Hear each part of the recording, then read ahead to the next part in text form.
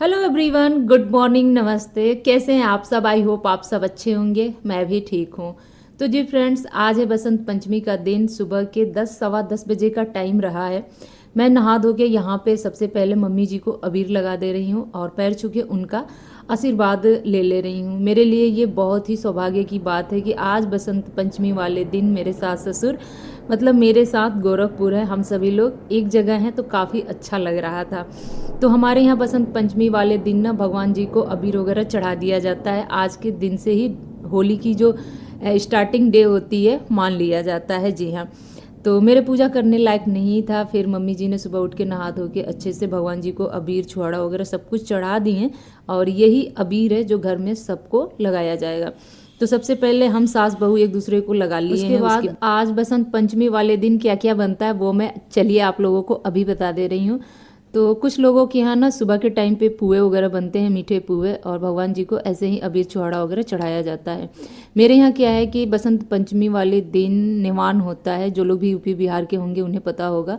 खेत से अनाज तोड़ के लाया जाता है, जैसे कि गेहूं के जो मतलब ऊपर वाले जो डंठल होते हैं जिसमें गेहूं के दाने होते हैं वो, और उनको भुना जाता है। भुनने के बाद गुड़ और घी में मतलब अच्छे से मसल के यानी कि मैश करके और पूरे खाने में डाला जाता है। तो अभी तो इस टाइम पे हम सभी लोग गोरखपुर थे, ये सारा जो विधि विधान है वो घर पे होता है, लेकिन यहाँ पे नहीं हो पाया था क्योंकि अपने ही खेत का गेहूं होना चाहिए। जी हाँ, लेकिन हम लोगों ने यहाँ पे मतलब बहुत अच्छे से किया। जैसे कि आज खाने में बनता है चावल दाल कढ़ी पकौड़े दही बड़े वगैरह सब कुछ।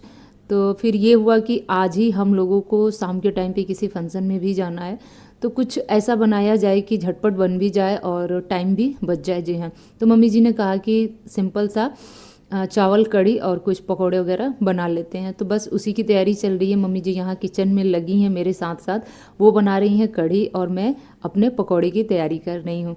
तो देखिए, जब इस तरह का कोई काम होता है ना, तो घर में दो लोग हेल्प करा देना तो काम का कुछ पता नहीं चलता है कि कब शुरू किया और कब ख़त्म हो गया। अकेले करो तो 1 से 1.5 घंटा तो लग ही जाता है इस तरह के कामों को करने में। तो देखिए कितना अच्छा लग रहा है, झट से उन्होंने कढ़ी बना दिया था। अपने इधर पकौड़ों की तैयारी कर रही हूँ, मतलब कि जो भी जैसे आलू गोभी बैगन वगैरह की पकौड़ी में बनाई थी तो उनको काट के धो के अच्छे से मैं निथार रही थी। जी हाँ, पानी वगैरह निकल जाता है ना, तो सूखे हो जाते हैं तो अच्छे उसके पकौड़ियाँ बनती हैं। तो मैं उसी की तैयारी साथ के साथ कर रही थी। साथ के साथ बता दूं कि मम्मी जी को जो कढ़ी बनाना था उसका भी घोल तैयार करके मैं दे रही थी। तो इस तरह से झटपट दोनों लोग मिलके मतलब आधा काम तो निपटा ही लिए थे। उसके बाद फिर बच्चों का स्कूल से वापस आने का टाइम हो गया था, क्योंकि इनका जो आज स्कूल था ना हाफ टाइम तक ही था, बस 1 से लेके 4 पीरियड चला था। उसके बाद बसंत पंचमी का पूजा वगैरह हुआ था, तो बच्चों का स्कूल से भी जल्दी छुट्टी आज होने वाला था। तो ये कहिए कि बस मतलब उनके बाबा जी थे तो मुझे बहुत ज़्यादा टेंशन नहीं था कि स्कूल जाना है बच्चों को लेने के लिए। ठीक टाइम पे वो चले गए थे बच्चों को लेने के लिए, तो अभी वो वहीं पे गए हुए थे और हम दोनों लोग इधर जल्दी जल्दी किचन का काम निपटाने में लगे थे। देखिए, घर में जब 2 लोग एक्स्ट्रा बढ़ते हैं तो साथ के साथ काम भी बढ़ जाता है। सुबह का नाश्ता पानी, बच्चों का टिफ़िन और घर की साफ़ सफाई, ये जो कुछ भी है मैंने कल के व्लॉग में आप लोगों के साथ शेयर किया था। उसके आगे का ये व्लॉग है जो कि कंटिन्यू चल ही रहा है मेरा। आई होप आप लोग समझ गए होंगे, क्योंकि मैं कल ही आप लोगों से बता दी थी कि आगे का जो व्लॉग होगा वो मैं कल शेयर करूँगी, यानी कि आज की। जी हाँ, तो अभी मम्मी जी बरियाँ तल रही हैं, फिर कढ़ी बनाएंगी और मैं पकौड़ी बनाऊँगी।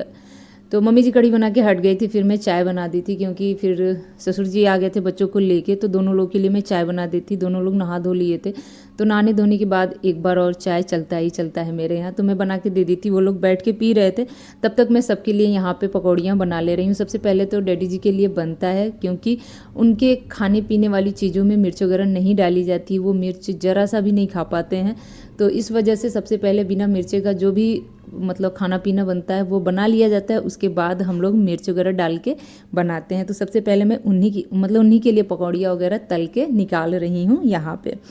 तो हमारे यहाँ तो ऐसे बनता है, आपके यहाँ कैसे बनता है आप लोग ज़रूर बताइएगा। मैं जानना चाहती हूँ कि किसके यहाँ कहाँ और किस रीति रिवाज से बसंत पंचमी मनाया जाता है। और गांव वगैरह में तो सरस्वती पूजा बड़ी धूमधाम से होता है, लोग मूर्ति वगैरह भी रखते हैं, अच्छा लगता है काफ़ी।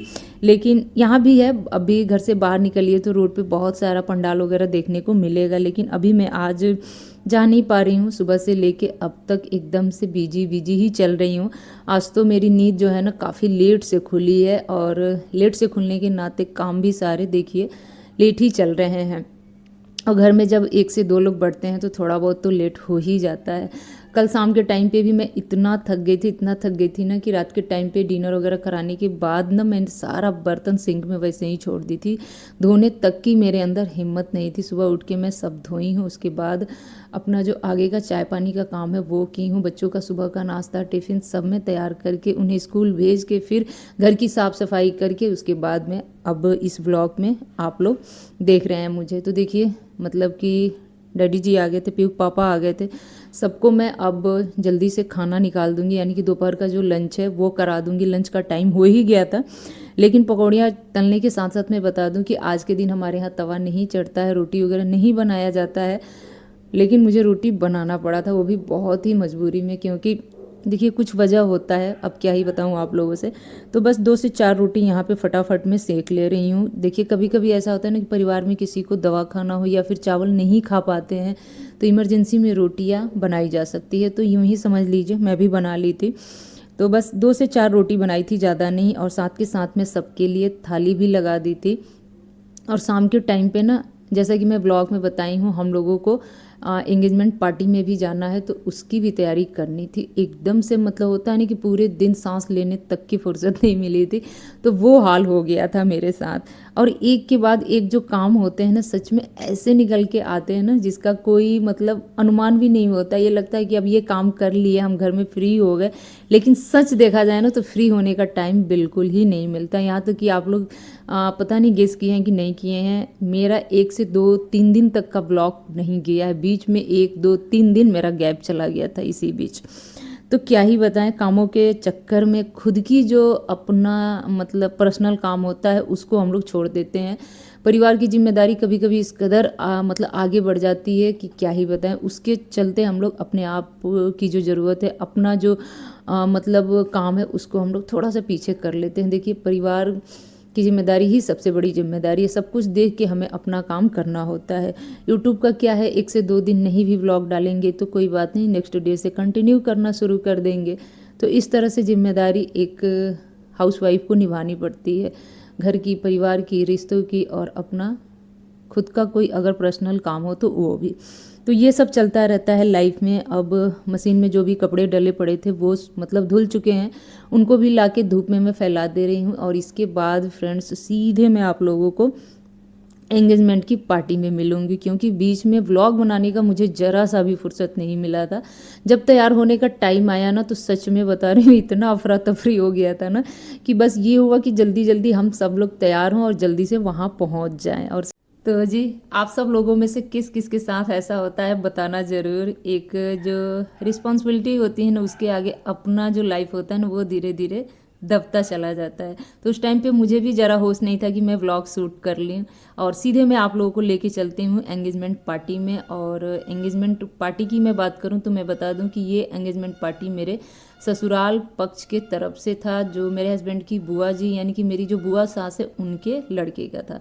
तो इसी होटल से हुआ था। हम सभी लोग तैयार होके यहाँ पे पहुँच गए हैं। थोड़ा सा मतलब बाहर का मैं व्यू आप लोगों के साथ शेयर कर रही हूँ। आई होप कि आप लोग समझ गए होंगे। एंगेजमेंट पार्टी जो है ना गोरखपुर से ही, मतलब गोरखपुर में ही था, तो इस वजह से तो सभी लोग अभी आ ही रहे हैं। अंदर का थोड़ा थोड़ा मैंने क्लिप शूट किया था, बहुत ज़्यादा कैमरा लेके इधर उधर घूम के वीडियो बनाना स्पेशली मुझे बिल्कुल ही पसंद नहीं है। अगर मतलब किसी को दे के बनवा लेती हूँ तो ठीक है, लेकिन खुद घूम घूम के नहीं बना पाती हूँ।